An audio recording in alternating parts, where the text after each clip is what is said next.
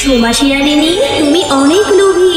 তুমি লোভ করে টয়াদের গাছ থেকে চকলেট চুরি করতে এসেছো। তুমি এখন থেকে শাস্তি ভোগ করো, আর এটা হচ্ছে তোমার লোভের ফল। আমাকে ছেড়ে দাও, তুমি তো দেখছি জাদুর চকলেট গাছ। আমি আর কখনো এরকম করব না। জিমি, তুই চকলেট খাচ্ছিস? এইটা বুঝি তোর মায়ের দোকানের চকলেট? আমারও না খুব চকলেট খেতে ইচ্ছে করছে। চল তোর মায়ের দোকান থেকে চকলেট নিয়ে আসি। হ্যাঁ রে টয়া, আমাদের দোকানে অনেক চকলেট আছে, কিন্তু আমার মা কাউকেই টাকা ছাড়া চকলেট দেয় না। তোর কাছে কি টাকা আছে চকলেট খাওয়ার মতো? না রে, আমি তো কোনো টাকাই আনিনি। আমি বরং এখন আমার মায়ের থেকে টাকা নিয়ে আসি, তারপর তোর মায়ের দোকান থেকে চকলেট কিনে খাবো। আচ্ছা টয়া, তাড়াতাড়ি চলে আসিস, আমি এখানেই অপেক্ষা করছি। ও মামা, আমাকে 10টা টাকা দাও না, আমার যে খুব চকলেট খেতে ইচ্ছে করছে। জানো মা, ঝিমিদের দোকানে না ওর মা অনেক চকলেট এনেছে। ঝিমির মা অনেক ধরনের চকলেট বিক্রি করে। টয়া, সব সময় শুধু চকলেট খাই করিস। এত চকলেট খাওয়া যাবে না। চকলেট খেতে খেতে দাঁতগুলাকে একদম নষ্ট করে ফেলেছিস। কোনো চকলেট খাওয়ার টাকা নেই আমার কাছে, এখান থেকে এখন যা তো। ও মা, 10টা টাকাই তো চেয়েছি, দাও না। তুমি এরকম করো কেন? সব সময় তুমি আমার সাথে এমন করো। আমি শুধু একটা চকলেটই খাবো, আর কখনো তোমার কাছে টাকা চাইবো না। এই নে টয়া, 20 টাকা দিয়ে দিচ্ছি। এখান থেকে 10 টাকার চকলেট খেয়ে আসবি, আর 10 টাকা ফিরিয়ে নিয়ে আসবি, কেমন? বেশি চকলেট কিন্তু কিনবি না, আর তাড়াতাড়ি বাড়িতে ফিরে আসবি, কেমন?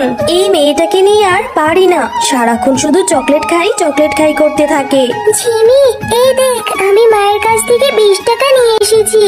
এই টাকা দিয়ে তোর মায়ের থেকে চকলেট কিনে খাবো। চল তাড়াতাড়ি। কাকিমা, আমাকে 10 টাকা দিয়ে একটা চকলেট দাও, আর 10 টাকা ফেরত দাও। মা বলেছে 10 টাকা ফেরত নিয়ে বাড়িতে যেতে। 10 টাকা দিয়ে আমাকে একটা ডেরি মিল্ক চকলেট দাও। এই নে টয়া, 20 টাকা দিয়ে একটা চকলেট দিয়ে দিচ্ছি। চকলেটের দাম বেড়েছে, আমার দোকানে এখন 10 টাকা দামের কোনো চকলেট নেই।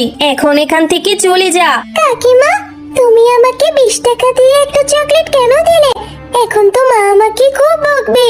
মা তো বাড়িতে 10 টাকা ফেরত নিয়ে যেতে বলেছে। তুমি আমাকে 10 টাকা ফেরত দাও, আর 10 টাকার মধ্যে একটা ছোট চকলেট দাও। 20 টাকার নিচে কোনো চকলেট নেই, আমি তোকে কোনো টাকা ফেরত দিতে পারবো না। কাকিমা, তুমি আমাকে বাচ্চা পেয়ে এভাবে ঠকিয়ে নিলে। 10 টাকা দিয়ে এসেছিস চকলেট খেতে, 10 টাকা দামের কোনো চকলেট নেই দোকানে। যা যা, এখন তাড়াতাড়ি এখান থেকে চলে যা।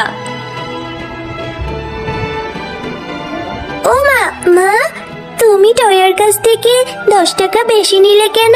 ওই ডেরি মিল্কটার দাম তো 10 টাকাই ছিল। টয়ার সাথে এরকম করা তোমার একদম উচিত হয়নি। তুই আমাকে এখন কি উচিত আর কি অনুচিত এটা শিখাবি? যা এখান থেকে। টয়া, এত দেরি করলি কেন? সেই কখন দোকানে গিয়েছিস? দে তো তাড়াতাড়ি, আমাকে 10 টাকা ফেরত দে। না, ঝুমা কাকিমা আমাকে 10 টাকা ফেরত দেয়নি। বলেছি 10 টাকা দিয়ে কোনো চকলেট নেই। বলেছি একটা চকলেটের দাম 20 টাকা। আমার কাছ থেকে ঝুমা কাকিমা 20 টাকাই রেখে দিয়েছে। টয়া, মিথ্যে কথা কেন বলছিস? নিশ্চয়ই 20 টাকা দিয়ে দুটো চকলেট কিনে এনেছিস, আর একটা চকলেট বাইরেই খেয়ে এসেছিস। এত চকলেট খেলে দাঁতগুলো সব নষ্ট হয়ে যাবে। অনেক সাহস হয়েছে তোর। যা, তুই আজকে সারাদিন চকলেটই খাবি। তোকে আজ ভাত খেতে হবে না। আমার চোখের সামন থেকে এখনই চলে যা। আমি তোর জন্য ভাত বেড়ে সেই কখন থেকে অপেক্ষা করছি, আর তুই কিনা 20 টাকা দিয়ে চকলেট কিনে নিয়ে এসেছিস, এসে আবার মিথ্যে কথা বলছিস। এরপর টয়া তার মায়ের কথায় কষ্ট পেয়ে চলে যায়, আর রাস্তার ধারে বসে বসে কান্না করতে থাকে। মা আমার কোনো কথাই বিশ্বাস করলো না। মাকে যে আমি কোনো মিথ্যে কথা বলিনি। আমাকে কত বকা দিল, আর কোনোদিন চকলেট খেতে চাইবো না। কি হয়েছে দিদি ভাই? তা পথের ধারে এইভাবে একা একা বসে বসে কাঁদছো কেন? বুড়ো দাদিমা, আমার যে চকলেট খেতে খুব পছন্দ, আমি একটা চকলেট খেয়েছি বলে মা আমাকে খুব বকেছে। বলেছি আমাকে নাকি ভাত খেতে দেবে না, আর চকলেটও কখনো কিনে দেবে না। কেঁদো না দিদি ভাই, এই নাও, এই বীজটা তুমি বাড়িতে নিয়ে রোপণ করে দিও। এই বীজের চারা থেকে অনেক চকলেট ধরবে। মা, ও মা, কোথায় গেলে তুমি? তাড়াতাড়ি আসো। এখনো কি আমার উপর রেগে আছো মা?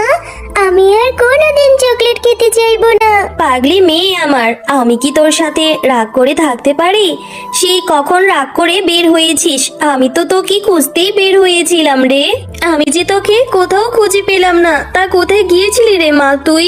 মা, দেখো না, এই বীজটা আমাকে একটা বুড়ো দাদিমা দিয়েছে আর বলেছে এই বীজটা থেকে নাকি অনেক বড় চকলেটের গাছ হবে, সেই গাছে নাকি অনেক চকলেট ধরবে। আরে টয়া, এইটা তোকে কে বলেছে? আর এই বীজ থেকে নাকি গাছ হবে আর সেই গাছে নাকি চকলেট হবে? যে বলেছে তার তো মাথা খারাপ, সঙ্গে তোরও মাথা খারাপ হয়েছে। কোন না কোন পাগল এটা দিয়েছে আর তুইও সেটা বিশ্বাস করছিস। ঠিক আছে, তুই যেহেতু বলেছিস তাহলে সেটা রোপণ করে দেখ কি হয়। মেয়েটা যা হয়েছে না, চকলেট খেতে খেতে মাথাটা একদম নষ্ট করে ফেলেছে। বেশ কিছুদিন পর টয়ার সেই বীজ থেকে একটি চারা গাছ হয় আর টয়া সেই গাছটির খুব যত্ন করতে থাকে। ও মা, তাড়াতাড়ি আসো, এসে দেখো না আমার সেই চারা গাছ থেকে কত বড় একটা চকলেটের গাছ হয়েছে। কত চকলেট ধরেছে মা, আমার যে খুব খুশি লাগছে। এই সব চকলেট এখন থেকে আমার।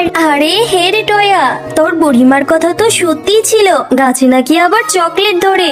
এখন থেকে এই গাছের চকলেট তুই একাই খাবি না, গ্রামের সকল বাচ্চাদের ফ্রিতে দিয়ে দিবি, যাতে করে চকলেট খেতে ওই ঝুমা শিয়ালিনীর দোকানে আর না যেতে হয়। হ্যাঁ মা, ঠিকই বলেছো। আমি টুম্পা, রিনা, বান্টি, জয় ওদের সবাইকে এই চকলেট খেতে দেবো। এরপর টয়া তার সমস্ত বন্ধুদের ডেকে নিয়ে এসে চকলেট খেতে দেয়। ঝিমি, সেই কখন থেকে আমি তোকে ডাকাডাকি করছি, কোথায় গিয়েছিলি তুই? তোকে তো খুঁজেই পাওয়া যায় না। তোকে যে কত করে বলেছি ওই ছোট লোক শেফা শিয়ালিনীর মেয়ে টয়ার সঙ্গে খেলবি না, তবুও ওর সঙ্গে কেন খেলিস? মা, জানো টয়াদের বাড়িতে একটা অনেক বড় চকলেট গাছ হয়েছে, সেই গাছে অনেক দামি দামি চকলেটও ধরেছে। টুম্পা আমাকে ওদের বাড়িতে নিয়ে চকলেট খেতে দিয়েছিল। চকলেটগুলো খেতে দারুণ মজা। এটা তুই কি বলছিস? ওই ছোট লোকেরা এত দামি চকলেটের গাছ কোত্থেকে পেলো? এটা তো আমাকে জানতেই হবে। আর ওদের ওই চকলেটের গাছ থেকে চকলেট চুরি করে এনে আমি আমার দোকানে বিক্রি করব, তাহলে আমি অনেক বড় লোক হয়ে যাব।